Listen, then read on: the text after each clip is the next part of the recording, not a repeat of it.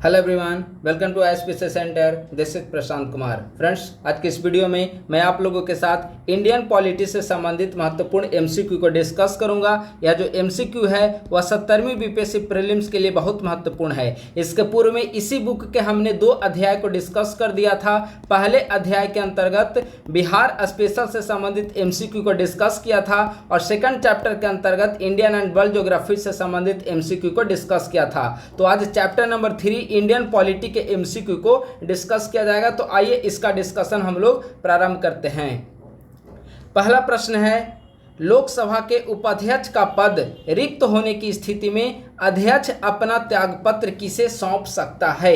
देखिए, अगर लोकसभा का उपाध्यक्ष जो है वह उसका पद रिक्त हो तो अध्यक्ष जो है वह संसद के निचले सदन के महासचिव को अपना त्यागपत्र सौंपेगा। सामान्यतः लोकसभा अध्यक्ष अपना त्यागपत्र उपाध्यक्ष को सौंपता है और लोकसभा का उपाध्यक्ष अपना त्यागपत्र अध्यक्ष को सौंपता है। लेकिन प्रश्न है कि अगर उपाध्यक्ष का पद रिक्त हो तो ऐसी स्थिति में अध्यक्ष अपना त्यागपत्र किसे सौंपेगा। तो अगर उपाध्यक्ष का पद रिक्त हो तो ऐसी स्थिति में लोकसभा का जो महासचिव होगा उसको अपना त्यागपत्र सौंपेगा। एक का आंसर हो जाएगा डी। अगला प्रश्न है, निम्नलिखित कथनों पर विचार करते हुए सत्य कथनों का चयन कीजिए। सही कथन कौन सा है इसे आपको बताना है। पहला, हाल ही में हीरालाल सामरिया को मुख्य सूचना आयुक्त के रूप में नियुक्त किया गया है। बिल्कुल सही है। और हीरालाल सामरिया मुख्य सूचना आयुक्त बनने वाले पहले दलित व्यक्ति हैं। पहले दलित, ठीक है, यानी कि देश के पहले दलित मुख्य सूचना आयुक्त हीरालाल सामरिया, जिनकी हाल ही में नियुक्ति की गई। पहला स्टेटमेंट सही है। दूसरा, केंद्रीय सूचना आयोग सूचना का अधिकार अधिनियम यानी कि आरटीआई अधिनियम 2005 के अंतर्गत गठित एक सांविधिक संस्था है, यानी कि कानूनी संस्था है। यह भी कथन सही है। तो प्रश्न है कि सत्य कथन को चुने तो दोनों कथन सत्य है। 2 का आंसर हो जाएगा सी। अगला प्रश्न है, अदालत की कार्यवाही की लाइव स्ट्रीमिंग तक पहुंच का अधिकार भारतीय संविधान के किस अनुच्छेद के तहत यह एक मौलिक अधिकार है। तो देखिए, आर्टिकल 21 जो है वह राइट टू लाइफ से संबंधित है और इसी के तहत माननीय सर्वोच्च न्यायालय के द्वारा 2018 ईस्वी में स्वप्निल त्रिपाठी बनाम भारत संघ मामले की सुनवाई करते हुए कहा कि अदालत की कार्यवाही की लाइव स्ट्रीमिंग तक पहुंच का अधिकार आर्टिकल 21 के तहत नागरिकों को मौलिक अधिकार है। तो 2-3 का करेक्ट आंसर हो जाएगा बी। निम्नलिखित में से कौन सी शक्तियां राज्यपाल को विवेकाधीन शक्ति के रूप में प्रदान की गई। आप लोग ध्यान रखेंगे, राज्यपाल को कई सारी शक्तियां प्राप्त होती है, लेकिन प्रश्न है कि विवेकाधीन शक्तियां कौन कौन सी है। पहला है, वे राष्ट्रपति शासन लागू करवाने के लिए रिपोर्ट अग्रेसित करते हैं। बिल्कुल सही है। राज्य में राष्ट्रपति शासन लागू करना है या नहीं, संवैधानिक मिशनरी के अनुसार शासन संचालित हो रहा है या नहीं, या राज्यपाल की स्वविवेकी शक्तियां। पहला सही है। दूसरा, वे मंत्रियों की नियुक्ति करते हैं। ये राज्यपाल की शक्तियां जरूर है पर यह स्वविवेकी शक्तियों के अंतर्गत नहीं आता है। तीसरा, वे राष्ट्रपति के विचारार्थ विशिष्ट विधेयकों को आरक्षित रखते हैं। यह भी स्वविवेकी शक्ति है। चौथा, वे इस बारे में नियम बनाते हैं कि राज्य सरकार को अपना कार्य संचालन कैसे करना चाहिए। यह स्वविवेकी शक्तियां नहीं हैं। ठीक है, तो यहाँ पर 2 हमने देखा, ऑप्शन नंबर 1 और 3 यह स्वविवेकी शक्तियां हैं, यानी कि आंसर इसका हो जाएगा 4 का बी। अगला है, राज्यपाल के बारे में सही कथनों का चयन करें। ठीक है, पहला, वह राज्य का नाम मात्र का प्रमुख होता है एवं उसे मंत्रिपरिषद की सलाह की आवश्यकता होती है। पहला स्टेटमेंट सही है। दूसरा देखिए क्या है। दूसरा है, भारत में एक ही समय में 2 या 2 से अधिक राज्यों में एक ही व्यक्ति को राज्यपाल के रूप में नियुक्त किया जा सकता है। यह भी सही है। 7वां संविधान संशोधन 1956 में यह प्रावधान किया गया है कि एक ही राज्यपाल 2 या 2 से अधिक या 1 से अधिक राज्यों के राज्यपाल हो सकते हैं। तो यहाँ पे दोनों स्टेटमेंट सही है। तो 1 और 2 दोनों करेक्ट हैं। इसका आंसर हो जाएगा डी। अगला सवाल महत्वपूर्ण है, करेंट ओरिएंटेड सवाल है कि किस वित्त आयोग ने 1969 में विशेष श्रेणी के दर्जा का वर्गीकरण प्रस्तुत किया है। आप सभी जानते हैं कि बिहार को विशेष राज्य का दर्जा देने की मांग जो है लंबे समय से चल रही है और हाल ही में पार्लियामेंट में केंद्र सरकार के द्वारा इस मांग को खारिज कर दिया गया है। ठीक है, तो सवाल महत्वपूर्ण है कि आखिर किस वित्त आयोग ने 1969 ईस्वी में विशेष श्रेणी के दर्जे का वर्गीकरण प्रस्तुत किया था। ठीक है, तो इसका करेक्ट आंसर हो जाएगा 5वां वित्त आयोग, तो 6 का आंसर हो जाएगा सी। 73वां संशोधन अधिनियम 1992 में क्या प्रावधान है? पहला, जिला योजना समिति का गठन। देखिए, जिला योजना समिति का गठन 73वें संविधान संशोधन नहीं बल्कि 72वां संशोधन से संबंधित है या नगर निकाय और नगर पालिका से संबंधित है, तो इसका पहला ऑप्शन जो है वह गलत हो गया। दूसरा, राज्य निर्वाचन आयोग पंचायत चुनावों का संचालन करेंगे, यह बिल्कुल सत्य है, तो सही कथन का चयन करें तो केवल 2 सही है, 7 का आंसर हो जाएगा बी। भारत में मुख्य चुनाव आयुक्त और अन्य चुनाव आयुक्तों की नियुक्ति किनके द्वारा की जाती है, किसके द्वारा की जाती है? तो भारत में इलेक्शन कमिश्नर और चीफ इलेक्शन कमिश्नर की नियुक्ति जो है माननीय राष्ट्रपति के द्वारा की जाती है। ठीक है, तो 8 का करेक्ट आंसर हो जाएगा ए। भारतीय संसद में धन विधेयक के बारे में दिए गए विकल्पों में से कौन सा कथन सही है? ठीक है, ऑप्शन देकर बताइए कि धन विधेयक के बारे में इन 4 विकल्पों में से कौन सा विकल्प सही है। पहला है कि संसद के दोनों सदनों में 2/3 बहुमत प्राप्त होना चाहिए, गलत। धन विधेयक के बारे में लोकसभा को ज्यादा शक्तियां प्राप्त है राज्यसभा की तुलना में। ठीक है, और यह साधारण बहुमत से पारित होना चाहिए, पहला ऑप्शन गलत। दूसरा, इसे केवल निचले सदन में पेश किया जाना चाहिए, सही है, निचले सदन यानी कि लोकसभा में। ठीक है, और अभी हमने बताया धन विधेयक, देखिए धन विधेयक, अविश्वास प्रस्ताव, ये सब लोकसभा की विशिष्ट शक्तियां हैं, तो बी ऑप्शन सही है। सी, इसे विशेष रूप से कल्याणकारी योजनाओं के लिए धन आवंटन से संबंधित होना चाहिए, गलत है।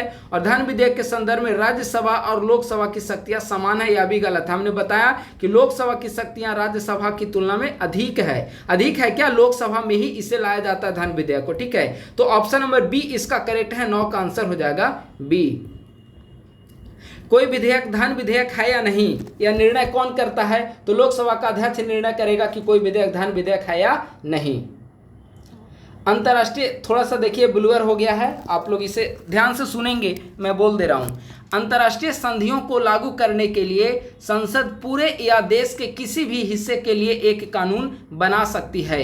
इसके लिए किसकी सहमति की आवश्यकता होती है? तो इसका आंसर हो जाएगा राज्य की सहमति की आवश्यकता नहीं है, 11 का ऑप्शन नंबर डी इससे संबंधित है। और बहुत महत्वपूर्ण सवाल है, जब आप केंद्र संबंध में आर्टिकल 253 देखेंगे तो आर्टिकल 253 में स्पष्ट कहा गया है कि केंद्र सरकार या संसद अंतर्राष्ट्रीय संधियों को लागू कर सकती है बिना किसी राज्यों की सहमति के। 11 का आंसर हो जाएगा डी। जिला परिषद के अध्यक्ष का चुनाव कौन करता है? तो जिला परिषद के अध्यक्ष का चुनाव जिला जो सदस्य निर्वाचित होते हैं वे अपने में से अध्यक्ष का चुनाव करते हैं, तो 12 का आंसर हो जाएगा डी, यानी कि जिला परिषद के अध्यक्ष का चुनाव अपने सदस्यों में से किया जाता है। विधि के अनुप्रयोग में प्रशासन को अनियंत्रित विवेकाधीन शक्ति प्रदान करने वाला कानून निम्नलिखित में से किस अनुच्छेद का उल्लंघन करता है? देखिए, अगर कहीं आपको ऐसा मिल जाए जहां पे थोड़ा सा असमानता की चर्चा कर रहा हो प्रश्न में, तो आर्टिकल 14 पे डायरेक्ट आपको चले जाना है। क्यों? आर्टिकल 14 जो है वह राइट टू इक्वलिटी की चर्चा करता है, यानी कि समानता के अधिकार की चर्चा करता है। ठीक है, तो 13 का करेक्ट आंसर हो जाएगा ए।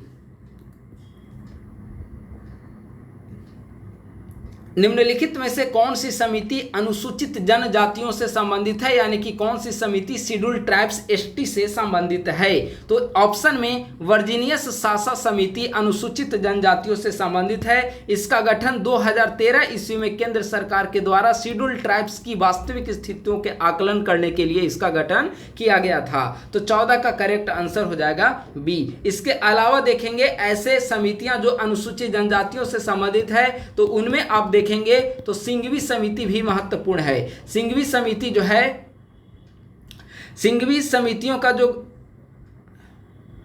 नहीं, सिंघवी समिति जो है वह पंचायती राज से संबंधित है। ठीक है, पंचायती सिंघवी समिति या पंचायती राज से संबंधित है। इसका गठन 1986 में किया गया था। बलवंत राज समिति, इसका यह भी PRI पंचायती राज संस्थाओं से संबंधित है। और अशोक मेहता भी पंचायती राज संस्थाओं से संबंधित है। यानी कि जो ऑप्शन दिया गया है यहाँ पर, ऑप्शन में अनुसूचित जनजातियों से संबंधित सिर्फ एक है, वर्जीनियस शासन समिति 2013 में। बाकी अन्य जो 3 समितियां हैं यह PRI पंचायती राज इंस्टीट्यूशन से संबंधित हैं।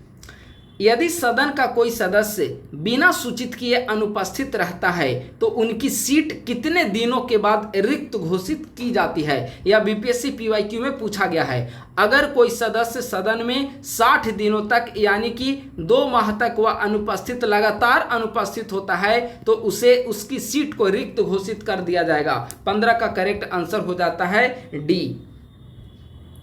आर्टिकल 101 में इसका वर्णन किया गया है कि आर्टिकल 101 के अनुसार यदि कोई सदस्य सदन के सचिवालय को सूचित किए बिना लगातार 60 दिनों तक अब्सेंट अनुपस्थित रहते हैं तो सदस्यता निरस्त कर दी जाएगी, सीट को रिक्त घोषित कर दिया जाएगा। आर्टिकल 101, यदि लोकसभा सदस्य सदन में शिष्टाचार का पालन करने में विफल रहता है तो उसे निलंबित करने का प्रस्ताव कौन पेश करता है? प्रश्न है निलंबित करने का प्रस्ताव कौन पेश करता है, ना कि निलंबित करता है। ठीक है, तो प्रस्ताव जो है वह संसदीय कार्य समिति के द्वारा ऐसा प्रस्ताव पेश किया जाता है। तो 116 का करेक्ट आंसर हो जाएगा यहाँ पर डी। हालांकि इन प्रस्ताव को पारित होने के लिए सदन की सहमति आवश्यक है। सदन से जब वह प्रस्ताव पारित होगा तभी लोकसभा अध्यक्ष के द्वारा उसे हटाया जाएगा, निलंबित करने की घोषणा की जाएगी। लेकिन अगर प्रश्न प्रस्ताव पेश करने को लेकर होगा तो संसदीय कार्य मंत्री के द्वारा प्रस्ताव पेश किया जाता है। निम्नलिखित विकल्पों में से कौन सा आर्टिकल 51A के तहत उल्लिखित एक मौलिक कर्तव्य है? यानी कि निम्नलिखित में से किसका वर्णन आर्टिकल 51A में किया गया है और यह फंडामेंटल ड्यूटीज की श्रेणी में आता है। करों का भुगतान करने का कर्तव्य, देखिए टैक्स भुगतान करना, टैक्स पे करना, यह हमारे यहाँ मौलिक कर्तव्य नहीं है, तो पहला गलत है। दूसरा, हमारे देश की एकता, अखंडता और संप्रभुता को अक्षुण्ण बनाए रखना, बिल्कुल यह हमारा मौलिक कर्तव्य है। शराब और अन्य मादक पेय पदार्थों के सेवन को प्रतिबंधित, यह फंडामेंटल ड्यूटीज नहीं बल्कि राज्य के नीति निर्देशक तत्व में इसे शामिल किया गया है, तो तीसरा गलत हो गया। चौथा, देश के पर्यावरण, वनों और वन्य जीवों की सुरक्षा और सुधार करना, यह भी मौलिक कर्तव्य में शामिल है। तो यहाँ पे ऑप्शन गलत दिया गया है। ठीक है, आंसर में इसका, बुक में आंसर इसका केवल बी दिया है, जबकि आप कोई भी बेसिक बुक भी आप देखेंगे इंडियन पॉलिटी का तो option number B and D दोनों करेक्ट है। मौलिक कर्तव्य ये दोनों हैं, तो इसका आंसर आप लोग बी और डी दोनों याद रखें। किस संविधान संशोधन के माध्यम से लोकसभा और राज्य विधानसभा में महिलाओं के लिए 1/3 सीटों के आरक्षण का प्रावधान किया गया है? ठीक है, बताना है कि 1/3 सीटों के लिए महिलाओं के आरक्षण का प्रावधान किस संविधान संशोधन के माध्यम से किया गया। आप लोग यहाँ पे ऑप्शन देखें। ठीक है, 128वां, 106वां, 118वां और 104वां। तो देखिए 106वां संविधान संशोधन इसका करेक्ट आंसर हो जाएगा। ठीक है, इसका आंसर हो जाएगा बी। अब जो है आपको 101वां संविधान संशोधन से लेकर 106वां संविधान संशोधन तक आपको अच्छे तरीके से याद करना है। ये सारे लेटेस्ट संविधान संशोधन है। मैं थोड़ा सा जिक्र कर दे रहा हूं, आप लोग इसे अच्छे से सुनेंगे या फिर लिखना चाहें तो आप लोग लिख सकते हैं। 101वां संविधान संशोधन जो है वह जीएसटी से संबंधित है। ठीक है, 102वां संविधान संशोधन जो है वह ओबीसी कमीशन की नियुक्ति, राष्ट्रीय अत्यंत पिछड़ा वर्ग आयोग की नियुक्ति से संबंधित है। ठीक है, 103वां जो संविधान संशोधन है वह ईडब्ल्यूएस 10% आरक्षण, 10% रिजर्वेशन से संबंधित है, कोटा से संबंधित है। ठीक है, 104वां संविधान संशोधन के तहत संसद में अनुसूचित जाति एवं जनजाति के लिए 10 वर्ष के लिए आरक्षण को बढ़ाया गया और एंग्लो इंडियन को नॉमिनेट किया जाता था उसे समाप्त किया गया। यह है 104वां संविधान संशोधन। अब 105वां संविधान संशोधन जो है वह इसमें कहा गया है कि पिछड़े वर्ग को पहचान करने का अधिकार राज्यों को प्रदान किया गया। और 106वां क्या है तो 33% रिजर्वेशन पार्लियामेंट और स्टेट लेजिस्लेचर में।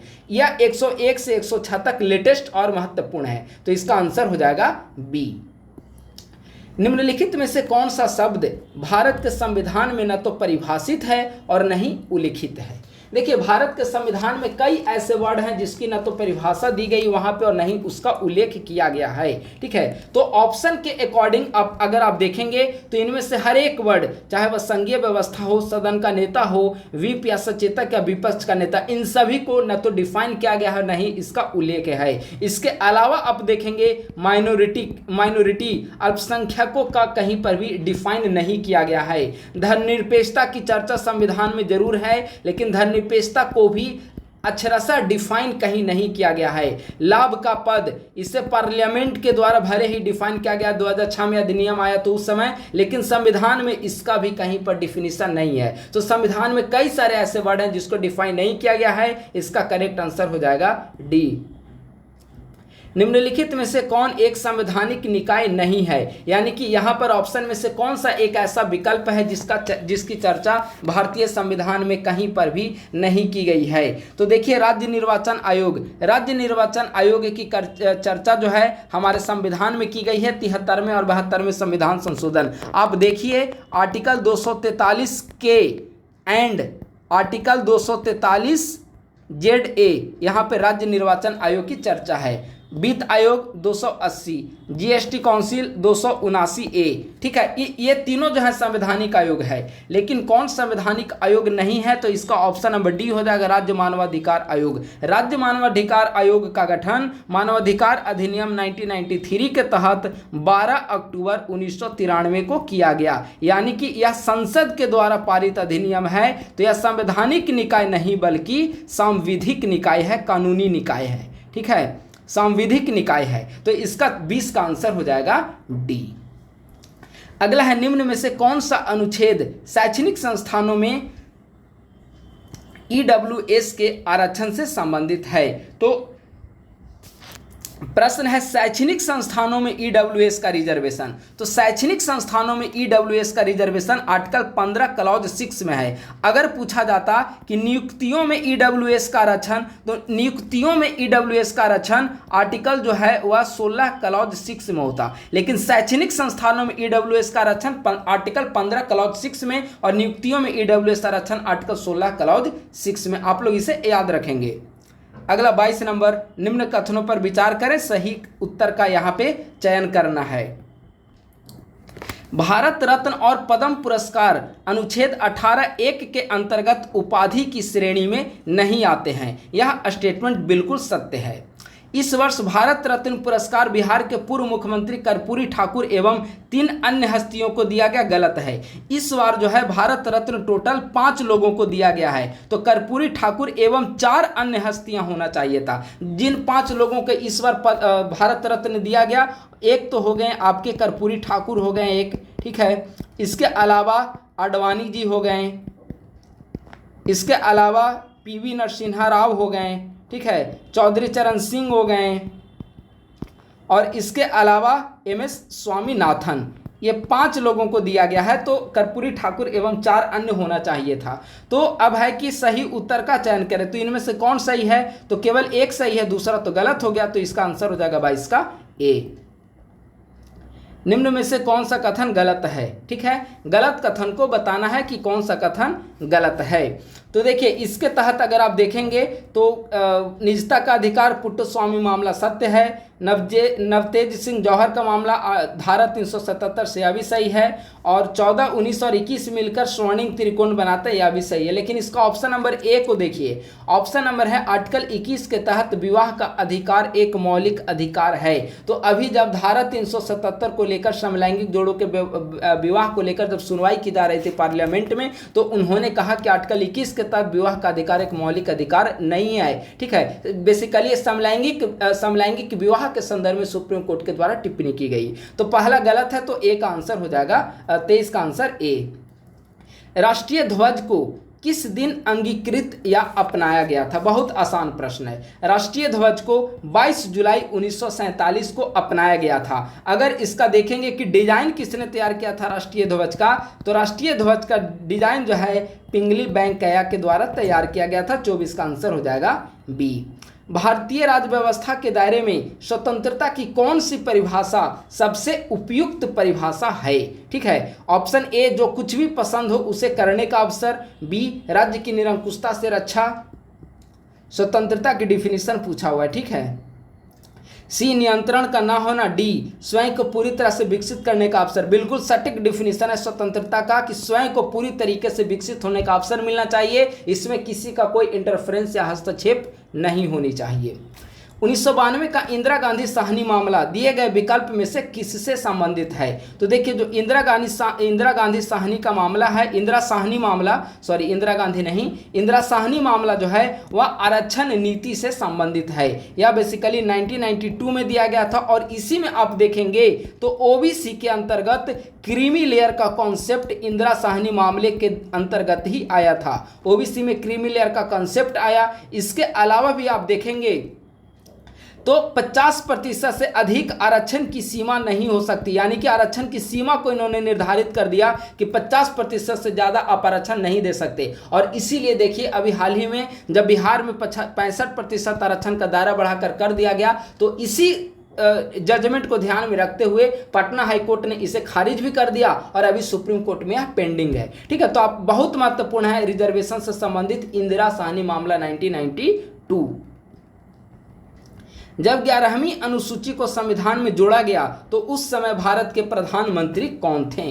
देखिए 11वीं अनुसूची और 12वीं अनुसूची, 11वीं अनुसूची जो है पंचायती राज संस्था से संबंधित है, 73वें संविधान संशोधन के जरिए जोड़ा गया। और 12वीं अनुसूची जो है वे नगर निकाय से संबंधित है, 74वें संविधान संशोधन के द्वारा जोड़ा गया। तो है कि 11वीं अनुसूची जब पारित किया गया तो कौन थे भारत के प्रधानमंत्री, यानी कि जब 73वां संशोधन के जरिए पंचायती राज अधिनियम पारित किया गया तो प्रधानमंत्री कौन थे? तो उस समय नरसिम्हा राव प्रधानमंत्री थे। 27 का आंसर हो जाएगा बी। 42वें संविधान संशोधन में किस राज्य नीति निर्देशक सिद्धांत को जोड़ा गया? यानी कि 42वें संविधान संशोधन के अंतर्गत डीपीएसपी के किस क्लॉज को ऐड किया गया है? तो इसमें आप ऑप्शन देखेंगे तो ऑप्शन नंबर बी जो है उद्योगों के प्रबंधन में श्रमिकों की भागीदारी, यह 42वें संविधान संशोधन के तहत जोड़ा गया। देखिए 42वें संविधान संशोधन के तहत आर्टिकल 39A, 43A, 48A ये सब जोड़े गए हैं 42वें संविधान संशोधन के तहत। इसके अलावा आर्टिकल 39 में एक और खंड जोड़ा गया था जिसमें कहा गया है कि बच्चों को स्वस्थ तरीके से विकसित होने के अवसर और सुविधा को प्रोवाइड किया जाए। ठीक है, तो आप लोग देख लेंगे कि 42वें संविधान संशोधन के तहत डीपीएसपी के कौन कौन से प्रावधान जोड़े गए हैं।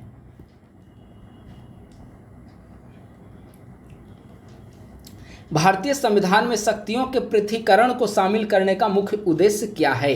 ठीक है, तो शक्तियों के पृथकीकरण का मतलब होता है कि विधायिका, कार्यपालिका और न्यायपालिका, इन दोनों के बीच शक्तियां पृथकीकृत है, अलग अलग है। कैसे? विधायिका का काम कानून बनाना, कार्यपालिका का काम कानून को लागू करना और न्यायपालिका का काम संविधान की व्याख्या करना, रक्षा करना है। तो यह बेसिकली चेक एंड बैलेंस बनाने के लिए, सत्ता के दुरुपयोग को रोकने के लिए, नियंत्रण और संतुलन यानी कि चेक एंड बैलेंस बनाने के लिए शक्ति पृथकीकरण का सिद्धांत अपनाया गया है। 29 का करेक्ट आंसर हो जाएगा सी। निम्नलिखित में से कौन सा कथन गलत है? गलत कथन को यहाँ पर चूज करना है। पहला, राज्यसभा में सीटों की अधिकतम संख्या 250 है, सही है। राज्यसभा सदस्य बनने के लिए न्यूनतम आयु 30 वर्ष होनी चाहिए, सही है। और लोकसभा के सदस्य बनने के लिए न्यूनतम आयु होनी चाहिए 25 वर्ष। ठीक है, राज्यसभा के लिए 30 वर्ष। अगला, जब राज्य को 2 हिस्सों में विभाजित किया जाता है तो राज्यसभा में सीटों का निर्धारण जनसंख्या के अनुसार किया जाता है, गलत। जनसंख्या के अनुसार नहीं किया जाएगा बल्कि संसद के द्वारा पारित किए गए अधिनियम पर किया जाएगा और यह जो है संसद में वाद विवाद के माध्यम से यह निर्धारित किया जाता है। भारतीय संविधान की अनुसूची 4 राज्यसभा में सीटों के आवंटन से संबंधित है, यह बिल्कुल सही है। तो कौन गलत है? ऑप्शन नंबर सी गलत है, इसका आंसर हो जाएगा सी। नीचे दिए गए विकल्पों में से उच्चतम न्यायालय और उच्च न्यायालय दोनों के अधिकार क्षेत्र में कौन आएगा? दोनों का कॉमन अधिकार क्षेत्र में कौन आएगा? ठीक है, ऑप्शन देकर आपको बताना है। पहला, राज्यों के बीच विवाद का निपटारा, यह उच्च न्यायालय के दायरे में नहीं आता है, यह सर्वोच्च न्यायालय का प्रारंभिक का मूल क्षेत्राधिकार है, मूल क्षेत्राधिकार है। ठीक है, तो पहला तो गलत हो गया। दूसरा, केंद्र और राज्यों के बीच विवाद का निपटारा। ठीक है, अब मान लेते हैं कोई विवाद मध्य प्रदेश से संबंधित है तो वो बिहार के उच्च न्यायालय को कैसे अधिकार प्राप्त होगा? यह भी गलत हो गया। दो गलत हो गए। अब आइए देखिए सी और डी। मौलिक अधिकारों को लागू करने की रीट, यस यह करेक्ट है। क्यों? क्योंकि आप देखेंगे कि आर्टिकल 32 के तहत सुप्रीम कोर्ट को और आर्टिकल 226 के तहत हाई कोर्ट को रीट जारी करने का अधिकार दिया गया है, मौलिक अधिकार की रक्षा से संबंधित। तो कॉमन अधिकार जो है वह ऑप्शन नंबर सी है। अगला 32, लोक अदालत के संबंध में क्या गलत है? लोक अदालत के संबंध में गलत कथन को बताना है। इसका आदेश अंतिम है और बिना किसी अपील के बाध्यकारी है, सत्य है। ऐसे मामलों की सुनवाई इसके द्वारा नहीं की जा सकती है जो उच्च न्यायालय और सर्वोच्च न्यायालय के समक्ष लंबित हैं, यह भी सही है। लोक अदालत के न्यायिक निर्णय को सिविल कोर्ट के समान शक्ति प्राप्त है, यह भी सही है। इससे भारतीय संविधान के अनुच्छेद 124 के तहत संवैधानिक दर्जा दिया गया है। देखिए यह गलत है। आर्टिकल 124 में सुप्रीम कोर्ट का वर्णन किया गया है, न कि लोक अदालत का। लोक अदालत का वर्णन भारतीय संविधान में कहीं पर नहीं किया गया है, ठीक है। यह बेसिकली इसकी चर्चा जो है लोक अदालत की, वह विधिक सेवा अधिनियम, विधिक सेवा प्राधिकरण अधिनियम 1987 के जरिए इसको संविधिक दर्जा प्रदान किया गया है। यह संवैधानिक आयोग भी नहीं है, ठीक है। तो 32 का जो गलत है वह ऑप्शन नंबर डी। निम्नलिखित में से किस समिति में केंद्रीय मंत्री इसके सदस्य नहीं बन सकते हैं? तो देखिए केंद्रीय मंत्री जो हैं लोक लेखा समिति, प्राक्कलन समिति, सार्वजनिक उपक्रम समिति, अधीनस्थ विधानों पर समिति, इनमें से किसी के सदस्य नहीं बन सकते हैं केंद्रीय मंत्री। इसके अलावा भी कई सारे समितियां हैं, जैसे याचिकाओं पर समिति है, सरकारी आश्वासन संबंधी समिति है, विभाग से संबंधित कोई अस्थायी समिति है, इन सभी के सदस्य कोई केंद्रीय मंत्री नहीं हो सकते हैं। तो 33 का आंसर हो जाएगा उपर्युक्त सभी। कौन सा कथन भारतीय संघवाद के संबंध में गलत है? गलत कथन को बताना है जो भारतीय संघवाद के संबंध में यहाँ पर गलत दिया गया है, ठीक है। तो देखेंगे तो ऑप्शन नंबर इसका सारे पढ़िए, तो ऑप्शन नंबर ए इसका गलत है। क्यों? क्योंकि ए में है कि शक्ति के पृथक्करण के सिद्धांत पर आधारित है। देखिए जो भारतीय संघवाद है, संघवाद में कहीं शक्ति पृथक्करण नहीं है। शक्ति पृथक्करण जो है वह सरकार के 3 अंगों के बीच में है। कौन कौन 3 अंग? विधायिका, कार्यपालिका और न्यायपालिका, इन 3 अंगों के बीच में शक्तियों का पृथक्करण है। जबकि भारतीय संघवाद में देखेंगे, भारतीय संघवाद मतलब क्या हो गया? केंद्र, राज्य, पंचायती लेवल, तो इनके बीच क्या है? शक्तियां पृथक्कृत नहीं है बल्कि शक्तियां विभाजित है। कुछ कार्य केंद्र सरकार कर सकती है, जैसे संघ सूची, राष्ट्र सूची, समवर्ती सूची अलग अलग किया हुआ है, तो कर्जों का विभाजन किया गया है कि ये विषय पे कानून केंद्र बनाएगा और इस विषय पे कानून राज्य बनाएगा। तो पहला कथन शक्तियों के पृथक्करण या वर्ड गलत है, यहाँ शक्तियों का विभाजन होना चाहिए, ठीक है। तो इसका ऑप्शन नंबर ए सही होगा, ए गलत है, ठीक है। उच्च न्यायालय के संबंध में दिए गए कथनों पर विचार करें, कौन सा कथन सही है उच्च न्यायालय से संबंधित, ठीक है। तो ऑप्शन को देखिए, ऑप्शन को देखेंगे तो कौन सा कथन सही है पूछ रहा है। तो ऑप्शन नंबर बी इसका करेक्ट है, 35 का बी करेक्ट है। इसमें कहा गया है कि अपीलीय अधिकारिता के संबंध में जिला न्यायालय के निर्णय से दूसरी अपील केवल कानून के प्रश्न पर वैध होती है, न कि तथ्य पर। यह सही है, बाकी 3 स्टेटमेंट इसके गलत हैं। सर्वोच्च न्यायालय की आरंभिक अधिकारिता आर्टिकल 131 में है और आरंभिक अधिकारिता को ही मूल अधिकार कहा जाता है। और हमने इसमें बताया कि केंद्र राज्य के बीच विवाद हो या राज्य राज्य के बीच में विवाद हो, राज्य केंद्र शासित प्रदेश के बीच विवाद हो, तो ये सभी आएगा मूल क्षेत्राधिकार या आरंभिक अधिकारिता के तहत, जिसका वर्णन आर्टिकल 131 में किया गया है। अगला है भारतीय संविधान के संदर्भ में दिए गए कथनों पर विचार करें, कौन से कथन सत्य है? सही कथन को बताना है। पहला, विधायिका, कार्यपालिका और न्यायपालिका के बीच शक्ति के पृथक्करण को संघवाद के रूप में संदर्भित किया गया है, यह कथन गलत है। अभी हमने ऊपर बताया कि संघवाद का मतलब होता है कि केंद्र, राज्य और अन्य जैसे जिला लेवल, पंचायत लेवल के बीच शक्तियों का विभाजन। ये सरकार के अंग हैं, इसका संघवाद से कोई मतलब नहीं है। संघवाद का मतलब केंद्र, राज्य और पंचायती स्तर पर शक्तियों का विभाजन। पहला गलत है। दूसरा, एसआर बोम्बई मामले में सुप्रीम कोर्ट ने कहा है कि संघवाद संविधान की बुनियादी विशेषता है, यह बिल्कुल सही है। तो कौन सा सत्य है? केवल 2 सत्य है, 37 का आंसर हो जाएगा बी। पांचवी और छठी अनुसूची के प्रावधान संविधान में क्यों शामिल किए गए? बताइए, पांचवी और छठी अनुसूची में किस चीज का वर्णन किया गया है? तो आप पांचवी और छठी अनुसूची देखेंगे तो अनुसूचित जनजातियों के अधिकार और हितों की रक्षा की गई है। छठी अनुसूची में 4 राज्यों का वर्णन किया गया है। कौन कौन 4 राज्य हैं? असम, मेघालय, त्रिपुरा और मिजोरम। इन 4 राज्यों का वर्णन छठी अनुसूची में किया गया है, ठीक है। और पांचवी में अनुसूचित जनजातियों के प्रशासन की चर्चा है। तो दोनों को अगर मिला देंगे तो क्या हो गया? अनुसूचित जनजातियों के अधिकारों और हितों की रक्षा। 38 का आंसर हो जाएगा ए।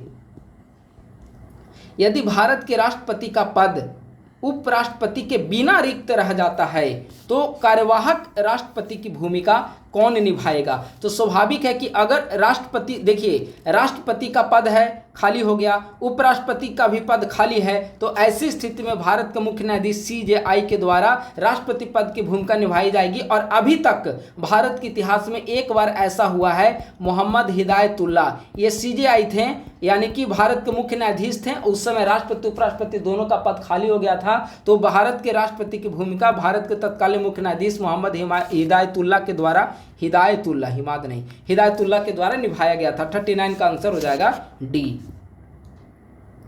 नीचे दिए गए युग्मों में से कौन सही सुमेलित है? बहुत आसान प्रश्न है, इसमें कौन सही है, सही को आपको बताना है। आर्टिकल 41 कार्य का अधिकार बिल्कुल सत्य है। 44 समान नागरिक संहिता, यह भी सही है। 48 पशुपालन और कृषि का संगठन, यह भी सही है। आर्टिकल 40 ग्राम पंचायत का संगठन, यह भी सही है। तो चारों ऑप्शन सही हैं। 40 का आंसर हो जाएगा डी।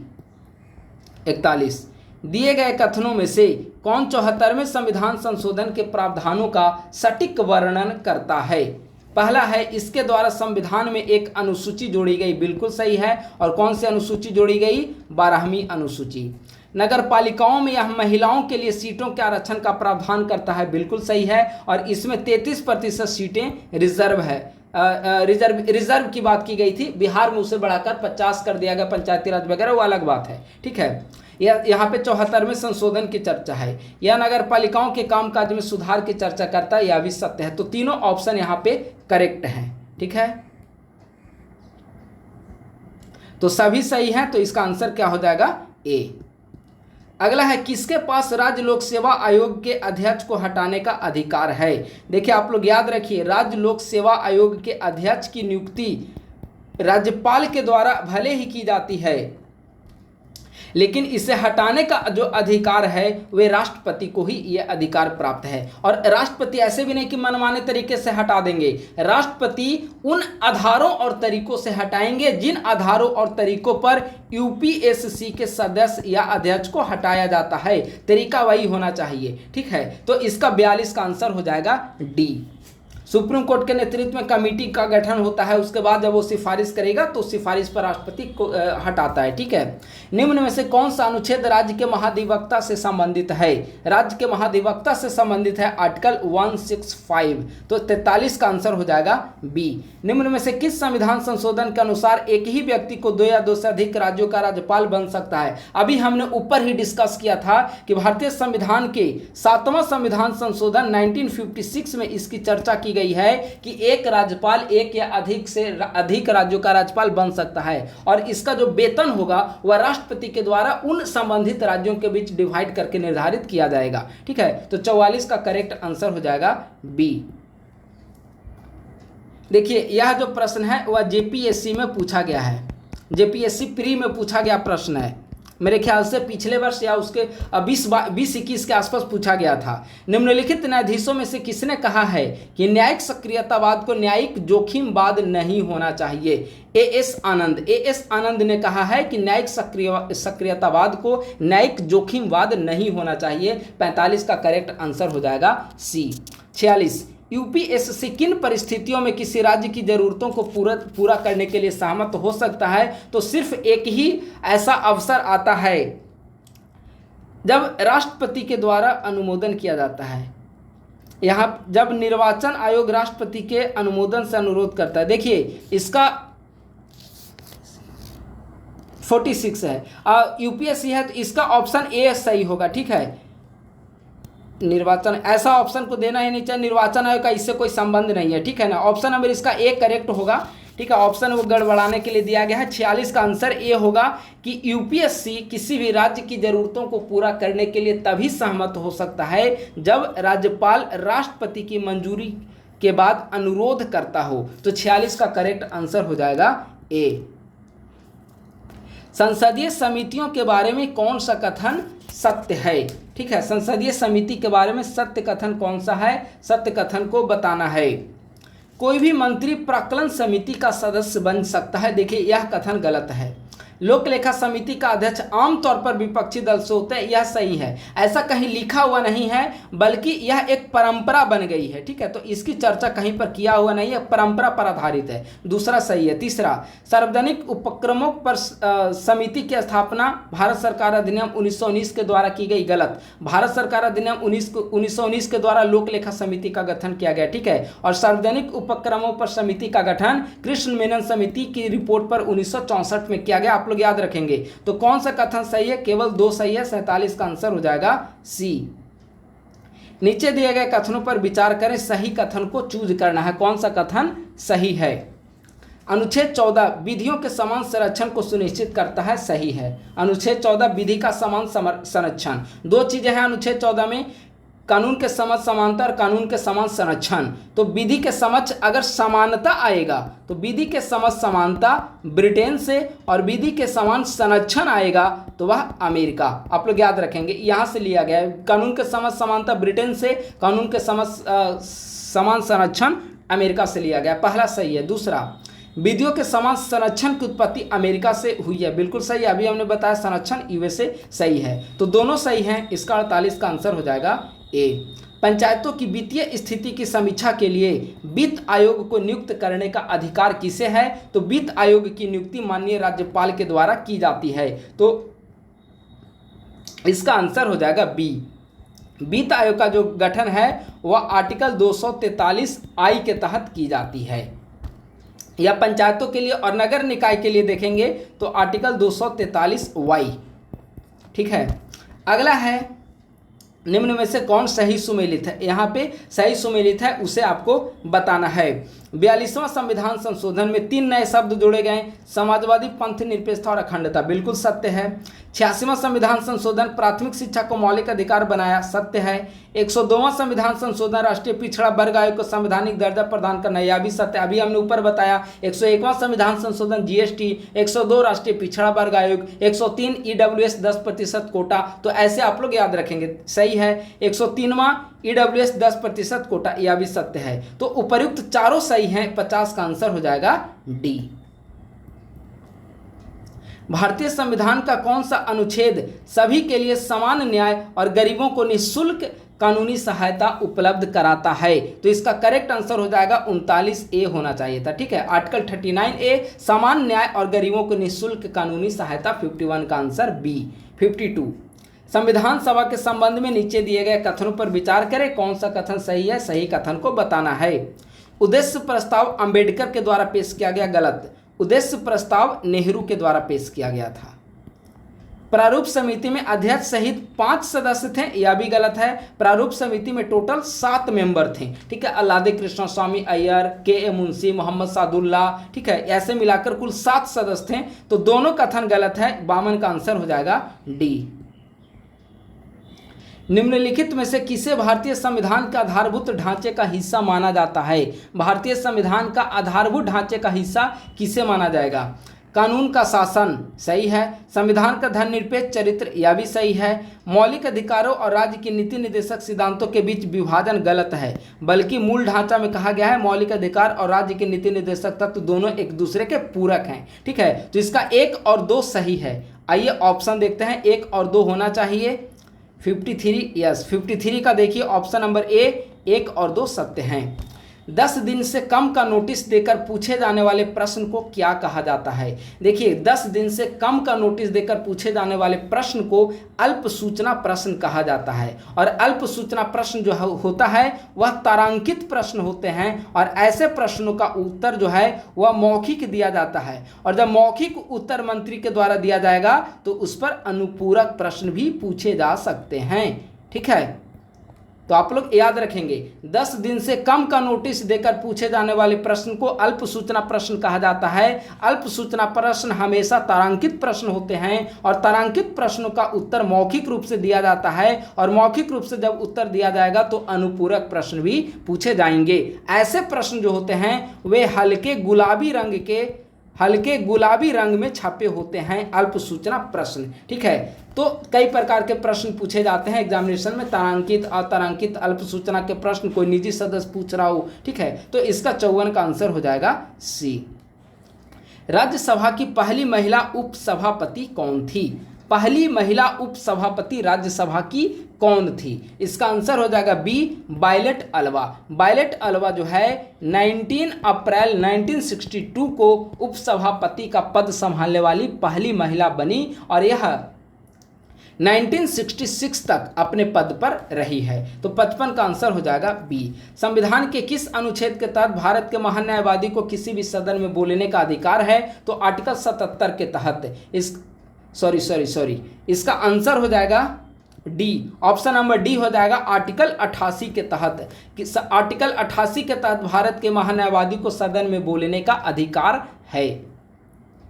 अगला है राज्यसभा की स्थिति के संबंध में नीचे दिए गए कथनों पर विचार करें। कौन सा कथन गलत है? गलत कथन को बताना है। राज्यसभा से संबंधित कौन सा कथन गलत है? पहला, संविधान संशोधन विधेयकों को प्रस्तुत करने और पारित करने के संबंध में इसे लोकसभा के बराबर का दर्जा प्राप्त है। सही बात है। राज्यसभा और लोकसभा के बीच 2 ही 3 परिस्थितियां हैं जब दोनों को बराबर शक्तियां प्राप्त है, उनमें से संविधान संशोधन विधेयक महत्वपूर्ण है। पहला सत्य है। दूसरा, धन विधेयक केवल राज्यसभा में प्रस्तुत किया जा सकता है, लोकसभा में नहीं। पूरी तरह गलत है। धन विधेयक लोकसभा में आता है, राज्यसभा में नहीं। यह उल्टा दिया गया, दूसरा गलत। तीसरा, राज्यसभा संसद को केंद्र और राज्य दोनों के लिए समान नई अखिल भारतीय सेवाओं के सृजन करने के लिए अधिकृत करता है। बिल्कुल सत्य है। आर्टिकल 312 में देखिएगा, नई अखिल भारतीय सेवाओं का सृजन का अधिकार राज्यसभा को ही है। तीसरा सही है।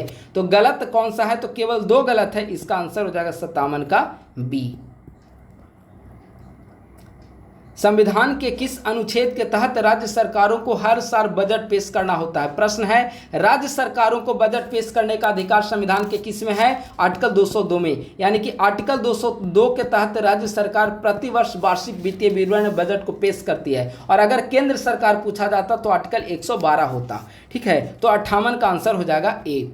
भारतीय संविधान का आर्टिकल 30 निम्नलिखित में से किससे संबंधित है? बताइए। आर्टिकल 30 मौलिक अधिकार। बहुत आसान प्रश्न है। किससे संबंधित है आर्टिकल 30? तो अल्पसंख्यकों को शैक्षणिक संस्थान स्थापित करने और उनका प्रशासन करने का अधिकार आर्टिकल 30 में है। इसका 59 का आंसर हो जाएगा सी। सर्वोच्च न्यायालय के तदर्थ न्यायाधीशों की नियुक्ति कौन करता है? तो मुख्य न्यायाधीश के द्वारा राष्ट्रपति के परामर्श से तदर्थ न्यायाधीश की नियुक्ति की जाती है और इसकी चर्चा भारतीय संविधान के आर्टिकल 127 में की गई है। यानी कि भारत के मुख्य न्यायाधीश राष्ट्रपति से अनुमोदन प्राप्त करने और संबंधित उच्च न्यायालय के मुख्य न्यायाधीश से परामर्श करने के बाद जहां आवश्यकता होगी तदर्थ न्यायाधीशों की नियुक्ति की जाएगी आर्टिकल 127 के तहत। निम्नलिखित में से कौन सा युग्म सही सुमेलित नहीं है? यानी कि कौन सा युग्म गलत है, इसे आपको बताना है। 8वीं अनुसूची संविधान के द्वारा मान्यता प्राप्त भाषा सही है। अब बताइए 8वीं अनुसूची में कितने भाषाओं का वर्णन किया गया है? आप लोग कमेंट करेंगे। ठीक है, ऑप्शन बी पहला तो सही हो गया। अब आइए ऑप्शन बी, अनुसूचित क्षेत्रों और जनजातियों के प्रशासन और नियंत्रण से संबंधित प्रावधान। देखिए इसका वर्णन जो है 5वीं अनुसूची में किया गया है। अभी हमने बताया था कि 6ठी अनुसूची में 4 राज्य का वर्णन किया गया है, असम, मेघालय, त्रिपुरा और मिजोरम। लेकिन ये जो है कि प्रशासन, जनजाति क्षेत्रों का प्रशासन वह 5वीं अनुसूची में है। तो ऑप्शन नंबर बी गलत है। सी, दल बदल 10वीं अनुसूची सत्य है। राज्यसभा सीटों का आवंटन 4थी अनुसूची अभी सत्य है। तो कौन सुमेलित नहीं है? तो ऑप्शन बी सुमेलित नहीं है। 61 का आंसर हो जाएगा बी। 11वीं अनुसूची के तहत के अनुसार पंचायतों के दायरे में कितने कार्यात्मक विषय शामिल हैं? 11वीं अनुसूची PRI पंचायती राज से संबंधित है। 73वें संशोधन के द्वारा जोड़ा गया है। तो बताइए 11वीं अनुसूची में कितने विषय हैं? 11वीं अनुसूची में 29 विषय हैं और 12वीं अनुसूची अगर पूछा जाता जो कि नगर निकाय से संबंधित है तो 12वीं अनुसूची में 18 विषय हैं। ठीक है, 11वीं अनुसूची में 29 विषय, 12वीं अनुसूची में 18 विषय। अगला प्रश्न है, किस अनुच्छेद में नगर पंचायत के गठन का प्रावधान है? तो नगर पंचायत के गठन का प्रावधान आर्टिकल 243 क्यू में है। किस संविधान संशोधन के द्वारा अनुसूचित जातियों और जनजातियों के लिए संयुक्त राष्ट्रीय आयोग को 2 अलग अलग निकायों में विभाजित कर दिया गया है? इसका करेक्ट आंसर हो जाएगा बी, 89वां संविधान संशोधन 2003 के द्वारा। ठीक है, 89वां संविधान संशोधन 2003 के द्वारा राष्ट्रीय अनुसूचित जाति आयोग और अनुसूचित जनजाति आयोग 2 भागों में डिवाइड कर दिया गया। अनुसूचित जाति आयोग आर्टिकल 338 हो गया और जनजाति आयोग आर्टिकल 338 का हो गया। ठीक है,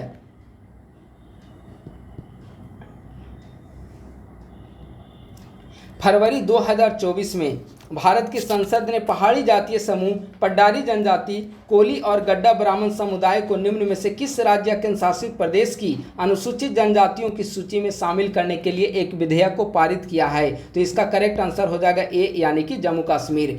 यदि कोई प्रश्न उठता है कि क्या संसद के किसी भी सदन का सदस्य आर्टिकल 102 के क्लॉज 1 में उल्लिखित किसी भी अयोग्यता के अधीन हो गया है, तो निम्नलिखित में से किसका निर्णय अंतिम होगा? कहने का मतलब है कि कोई भी संसद का सदस्य योग्य है या पद के लिए अयोग्य है, इसका निर्धारण कौन करेगा? संसद सदस्यों की अयोग्यता का निर्धारण कौन करेगा? तो इसका 66 का आंसर हो जाएगा सी, भारत के राष्ट्रपति।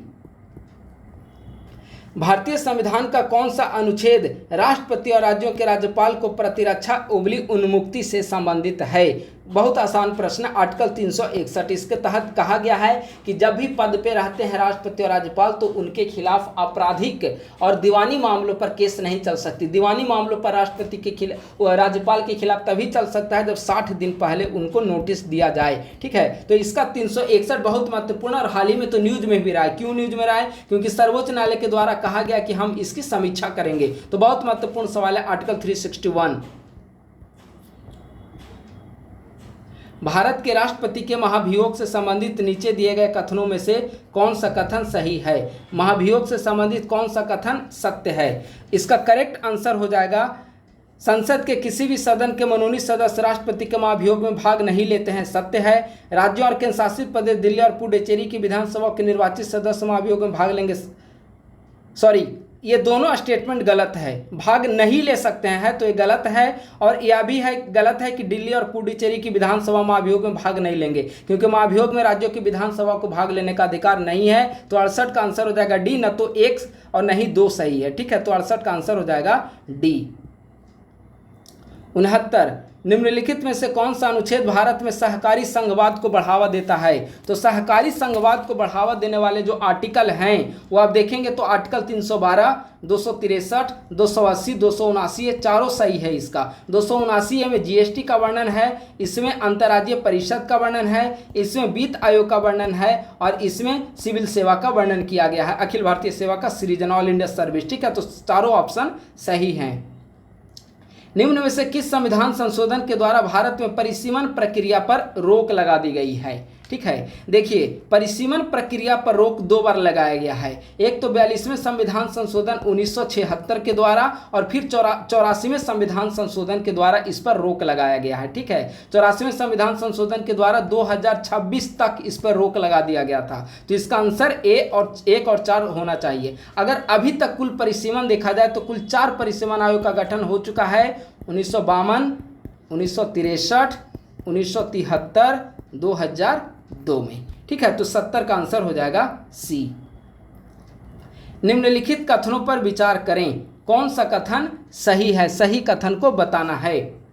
भारतीय संविधान की 8वीं अनुसूची में 24 आधिकारिक भाषाएं शामिल है, गलत। 8वीं अनुसूची में 22 भाषाएं शामिल है।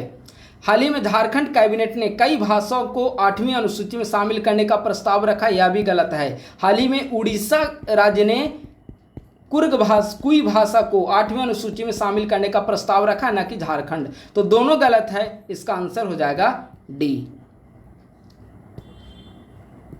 निम्नलिखित कथन पर विचार करें। 72 प्रश्न क्या है?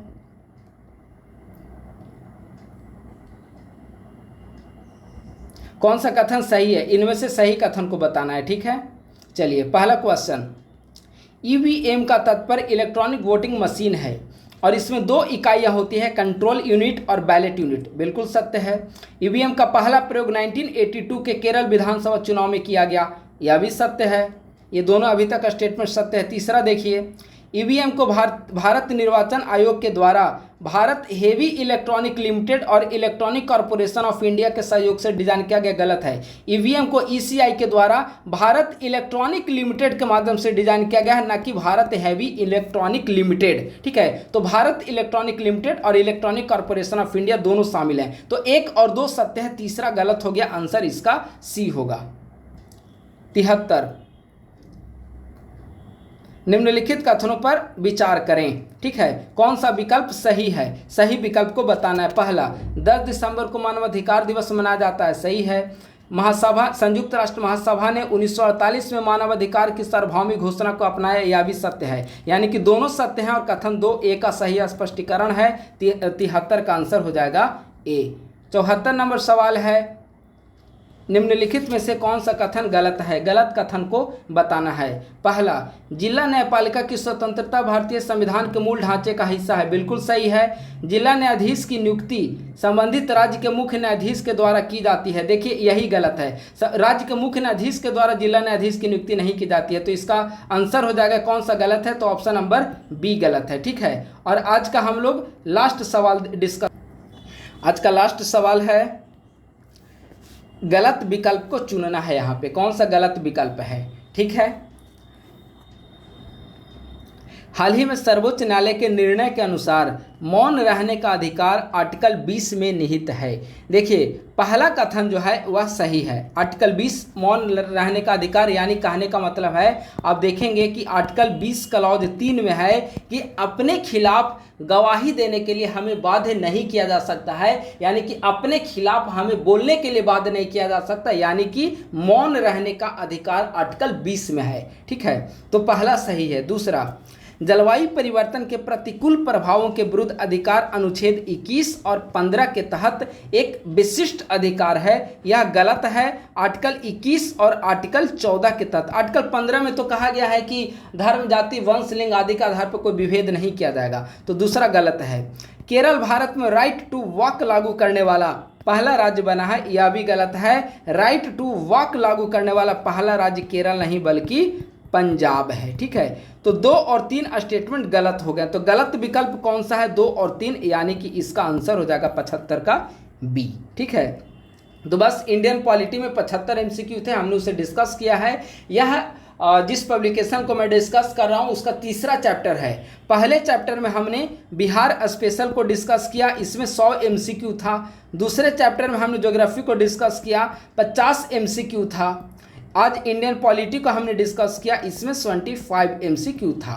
ठीक है, तो बाकी धीरे धीरे करके सभी चैप्टर को कंप्लीट कर दिया जाएगा। आप लोग अच्छे तरीके से इसे देखते रहें, अच्छे तरीके से प्रश्नों को सॉल्व करें। उम्मीद है कि आप लोगों की तैयारी अच्छी चल रही होगी। अगर आप लोग नए हैं तो हमारे यूट्यूब चैनल को सब्सक्राइब अवश्य करें और हमारे टेलीग्राम ग्रुप @ISPC सेंटर को आप लोग ज्वाइन कर लें और अपने दोस्तों के साथ भी इसे साझा करें, ताकि अधिक से अधिक संख्या में BPSC की तैयारी करने वाले अभ्यर्थी हमसे जुड़ सकें। थैंक यू सो मच, बहुत बहुत धन्यवाद।